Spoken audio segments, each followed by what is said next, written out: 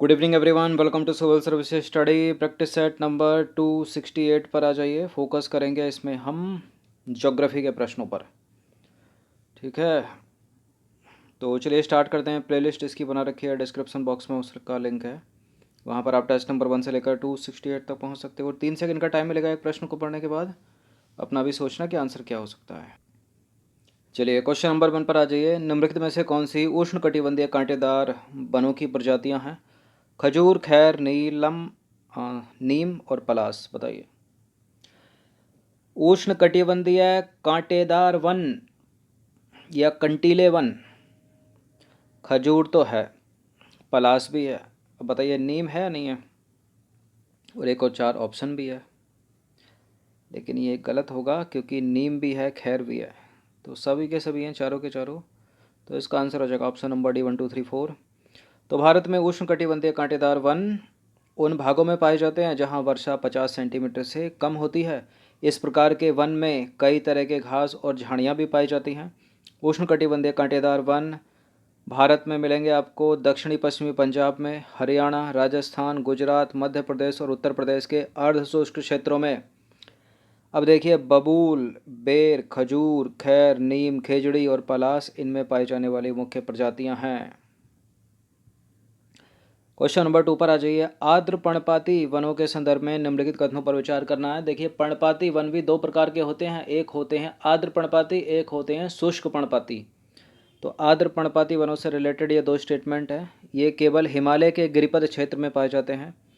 तेंदु, अमलतास और अक्सलवुड आर्द्र पर्णपाती वनों की प्रमुख प्रजातियां हैं। देखिए, तेंदु, अमलतास और अक्सलवुड ये शुष्क पर्णपाती वनों की प्रमुख प्रजातियां। गलत है दूसरा वाला स्टेटमेंट, और पहला भी गलत है। अक्सर केवल वाले स्टेटमेंट गलत हुई होते हैं। डी है इसका आंसर फिलहाल। तो पहला भी गलत है, दूसरा भी गलत है। देखिए, आर्द्र पर्णपाती वन आपको मिलेंगे पश्चिमी घाट के पूर्वी ढालों पर। ठीक है, उड़ीसा समेत भारत के उत्तर पूर्वी राज्यों में मिलेंगे और हिमालय के गिरिपद क्षेत्रों में मिलेंगे। ऐसा नहीं है कि केवल हिमालय के गिरिपद क्षेत्रों में मिलेंगे। तो वेस्टर्न घाट के पूर्वी ढालों पर मिलेंगे, उड़ीसा समेत भारत के उत्तर पूर्वी राज्यों में मिलेंगे और हिमालय के गिरिपद क्षेत्रों में भी मिलेंगे। जो तेंदु है, अमलतास है, बेल है, खैर है, ठीक है, अक्सलवुड है और पलास हो गया, ये जो है ये शुष्क पर्णपाती वनों के उदाहरण हैं। आर्द्र पर्णपाती वन कौन से हैं? ये हैं, देखिए, आर्द्र पर्णपाती वनों में सागौन, साल, शीशम, हुर्रा, महुआ, आंवला, सेमल, कुसुम, चंदन आदि के वृक्ष आर्द्र पर्णपाती वन है। एक प्रश्न पूछा थंबनेल पर कि निम्नलिखित में से कौन से कांटेदार वन है, तो वहाँ नीम भी कांटेदार वन है, लेकिन जो सेमल है वो कांटेदार वनस्पति नहीं है, वो आर्द्र पर्णपाती वनस्पति है। नंबर 3 है, भारत में निम्नलिखित में से किस एक वन प्रारूप में एनी और एवनी प्रभावी वृक्ष प्रजातियां हैं? बताइए। एनी और एवनी उसी की हैं जिसके हैं महोगनी, रोजवुड। ठीक है, ये किसके हैं? यानी 200 सेंटीमीटर से अधिक वर्षा, ट्रॉपिकल एवरग्रीन फॉरेस्ट यानी उष्ण कटिबंधीय सदाबहार वन या सदा हरित वन, सब एक ही बात है। तो एनी और एवनी उष्ण कटिबंधीय सदाबहार वन का एक प्रमुख वृक्ष है। ठीक है, इसके अतिरिक्त रोजवुड भी उष्ण कटिबंधीय सदाबहार, महोगनी भी उष्ण कटिबंधीय सदाबहार, आपनूस भी उष्ण कटिबंधीय सदाबहार ही। भारत में उष्ण कटिबंधीय सदाबहार वन पश्चिमी घाट के पश्चिमी ढाल पर। ठीक है, देखिए, आर्द्र पर्णपाती कहाँ थे? पश्चिमी घाट के पूर्वी ढाल पर थे, और ये सदाबहार पश्चिमी घाट के पश्चिमी ढाल पर, उत्तर पूर्वी क्षेत्र की पहाड़ियों पर और अंडमान निकोबार द्वीप समूह में पाए जाते हैं। मुख्य विशेषता है 200 सेंटीमीटर से अधिक वर्षा। ठीक है, सदाबहार रहते हैं ये हरे पत्ते हर समय इनके। क्वेश्चन नंबर 4 पर आ जाइए। यदि आप अंडमान एवं निकोबार द्वीप समूह की यात्रा करेंगे तो निम्नलिखित में से आपको कौन सी प्रजातियों का संयोजन वहां देखने को मिलेगा? मैंग्रोव फॉरेस्ट, सदा हरित वन, पर्णपाती वन। तो अभी जैसे कि हमने ऊपर देखा, ट्रॉपिकल एवरग्रीन फॉरेस्ट 200 सेंटीमीटर से अधिक वर्षा, तो सदा हरित वन या सदाबहार वन एक ही बात है, तो ये तो मिलेगी आपको। मैंग्रोव मिलेंगे क्या अंडमान में? मैंग्रोव भी है अंडमान में, पर्णपाती भी है अंडमान में, तो सभी डी हो जाएगा इसका आंसर। तो अंडमान और निकोबार द्वीप समूह में मैंग्रोव वनस्पति, सदा हरित वन और पर्णपाती वनों का संयोजन पाया जाता है।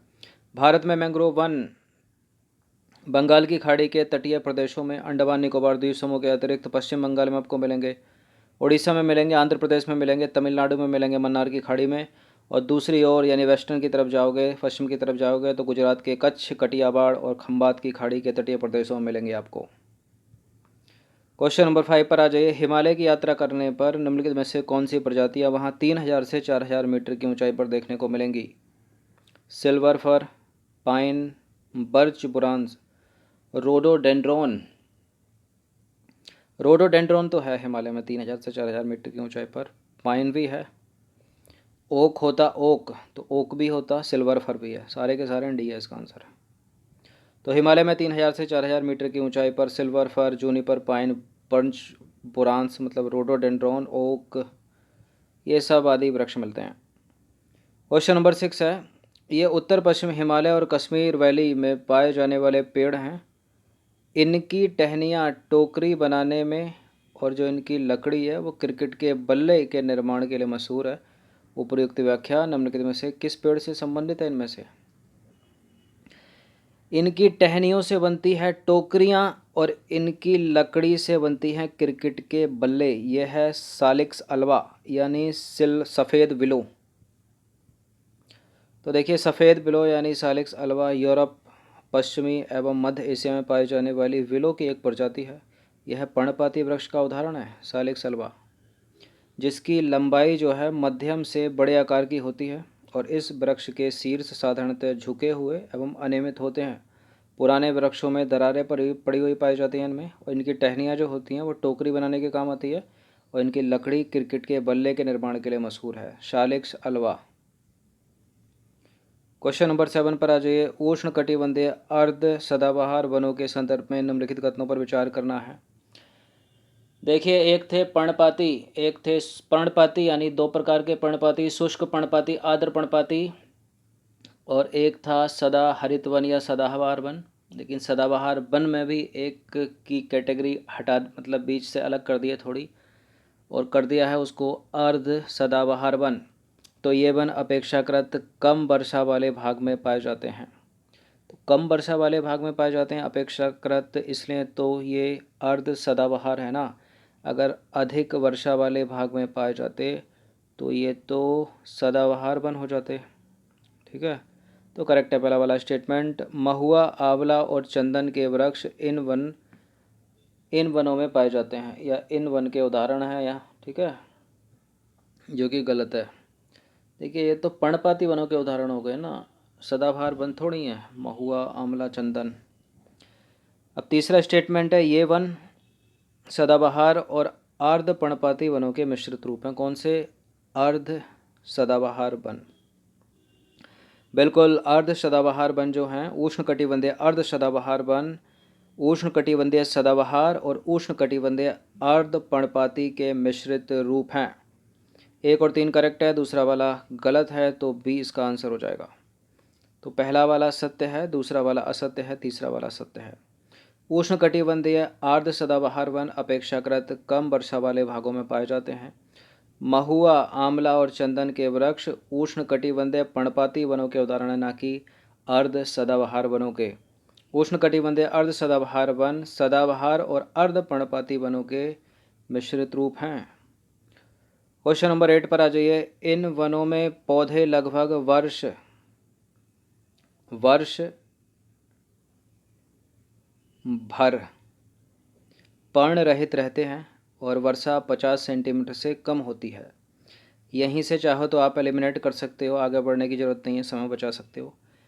लेकिन बढ़ना है आगे तो बेर, किक्कर, नागफनी, नीम, खेजड़ी आदि वनों में पाए जाने वाले वृक्षों की प्रजातियां हैं। इनमें वृक्षों के नीचे उगने वाले गुच्छ घास भी यहाँ की प्रमुख विशेषता है। उपर्युक्त विश्लेषण निम्नलिखित में से किस प्रकार के वनों को संदर्भित करता है? यहाँ से भी आप एलिमिनेट कर सकते थे, 50 सेंटीमीटर से वर्षा कम है तो ये पर्वतीय वन तो हो नहीं सकते। ठीक है, पर्णपाती वनों में भी 70 से 100, अगर शुष्क है तो 70 से 100 है, अगर आर्द्र है तो 100 से 200 तक वर्षा होती है।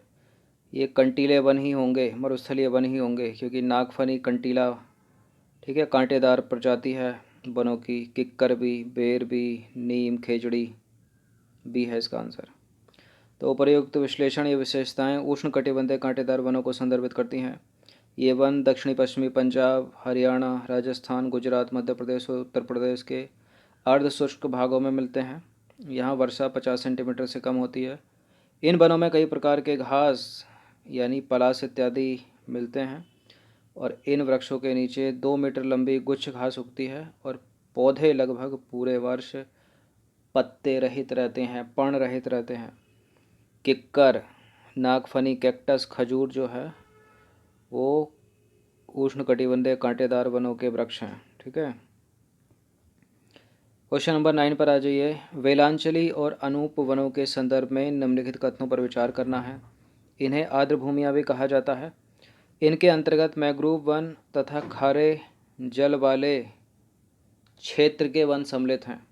अंडमान और निकोबार द्वीप समूह में इनका अभाव है, अनूप वनों का। देखिए, अंडमान निकोबार द्वीप समूह में अनूप वनों का अभाव नहीं है, बहुत अधिक मात्रा में पाए जाते हैं। गलत है तीसरा वाला स्टेटमेंट, पहला वाला करेक्ट है। तो थर्ड को एलिमिनेट करेंगे हम, ये गया, ये गया, ये गया, पूरा आंसर मिलेगा। तो पहला दूसरा सही है लेकिन तीसरा सही नहीं है, क्योंकि अंडमान और निकोबार में मैंग्रोव वनों का बहुत अधिक विकास है जो वेलांचली और अनूप वनों के अंतर्गत ही आते हैं। क्वेश्चन नंबर 9 पर आ जाइए। निम्नलिखित कथनों में से कौन सा स्टेटमेंट सही सुमेलित है? ये हैं वनों के प्रकार, सामने है वर्षा। तो उष्णकटिबंधीय सदाबहार वन यानी ट्रॉपिकल एवरग्रीन फॉरेस्ट 200 सेंटीमीटर से अधिक, बिल्कुल करेक्ट है। उष्णकटिबंधीय शुष्क पर्णपाती, उष्णकटिबंधीय आर्द्र पर्णपाती, यहाँ पर रुकना पड़ेगा आपको। उष्णकटिबंधीय कांटेदार वन 50 सेंटीमीटर से कम। इतना पढ़ते पढ़ते आए तो इतना तो पता चली गया होगा। अब बताइए बी और डी, बी और सी भी बोल ही दिया होगा एक्सप्लेनेशन बताते हुए ऊपर में से किसी क्वेश्चन में। पर्णपाती वन दो प्रकार के, शुष्क पर्णपाती और आर्द्र पर्णपाती। शुष्क पर्णपाती 70 से 100 सेंटीमीटर की वर्षा, आर्द्र पर्णपाती 100 से 200 सेंटीमीटर की वर्षा। गलत है सी वाला स्टेटमेंट। तो आर्द्र पर्णपाती जो वन हैं वो 100 से 200 सेंटीमीटर की वर्षा प्राप्त करते हैं या उनके बीच में पाए जाते हैं जिन क्षेत्रों में होती है। क्वेश्चन नंबर 10 पर आ जाइए। भारत वन रिपोर्ट 2019 के अनुसार भारत में वन स्थिति के संदर्भ में निम्नलिखित कथनों पर विचार कीजिए। एक आधा प्रश्न स्टेट पीसीएस में, यूपी पीसीएस में पूछ लिया जाता है भारत वन स्थिति रिपोर्ट से, लेकिन पिछली बार नहीं पूछा था, इससे पहले जो परीक्षा हुई थी 2020 में। ठीक है, लेकिन इस बार पूछे जाने की संभावना है। और अभी तक जो अंतिम रिपोर्ट है वो हमारे पास 2019 की है, क्योंकि 2 साल में रिपोर्ट आती है, अब अगली 21 में आएगी, अभी तक तो आई नहीं है। तो पहला स्टेटमेंट है भारत वन स्थिति रिपोर्ट 2019 के अनुसार देश की मैंग्रोव वनस्पति में 2017 के आकलन की तुलना में कुल 54 वर्ग किलोमीटर की वृद्धि हुई है। यानी टोटल वृद्धि देखें मैंग्रोव फॉरेस्ट में पिछले वर्ष की तुलना में, मतलब जब भी ये रिपोर्ट आई थी लास्ट वाली 2017 में तो आई थी, 1.10% की वृद्धि हुई है। इतनी खराब वृद्धि हुई है, मतलब बहुत कम है। तो लेकिन एग्जामिनर ये भी प्रश्न कर सकता है कि वृद्धि नहीं हुई, नकारात्मक वृद्धि दर, तो नकारात्मक वाला तो गलत है क्योंकि वृद्धि तो हुई है, भले ही 1.10% की हुई हो, और ये करेक्ट है पहला वाला स्टेटमेंट। अगर भारत के पहाड़ी जिलों में कुल वनावरण क्षेत्र की बात करें तो 2,84,006 वर्ग किलोमीटर है, जो कि इन जिलों के कुल भौगोलिक क्षेत्र का 40.30% है। तो दोनों के दोनों स्टेटमेंट ये करेक्ट हैं, इसलिए इसका आंसर हो जाएगा ऑप्शन नंबर सी। तो देखिए, भारत वन स्थिति रिपोर्ट 2019 के अनुसार सर्वाधिक वनावरण प्रतिशत वाले राज्यों में अभी भी शीर्ष 5 स्थानों पर, ठीक है, मतलब 2019 की अंतिम रिपोर्ट के अनुसार शीर्ष स्थान पर पूर्वोत्तर राज्य के ही राज्य हैं। ठीक है, इनमें पहले स्थान पर है मिजोरम 85.41%, दूसरे स्थान पर है अरुणाचल प्रदेश 79.63%, और तीसरे स्थान पर है मेघालय 76.33%। अगर देश में मैंग्रोव वनस्पति में वर्ष 2017 के आकलन से तुलना करें तो कुल 54 वर्ग किलोमीटर की वृद्धि हुई है। ठीक है, जो कि 2017 से 19 के बीच देखा जाए तो 1.1% की वृद्धि है। भारत के पहाड़ी जिलों में कुल वनावरण क्षेत्र कितना है? 2,84,006 वर्ग किलोमीटर है, जो कि इन जिलों के कुल भौगोलिक क्षेत्रफल का 40.30% है। तो ये 10 प्रश्न थे, 9 प्रश्न ज्योग्राफी के और 1 प्रश्न ये ज्योग्राफी करंट रिलेटेड हो गया थोड़ा। ठीक है, तो इनकी प्रैक्टिस एक बार तो कर ही लेना कम से कम। धन्यवाद।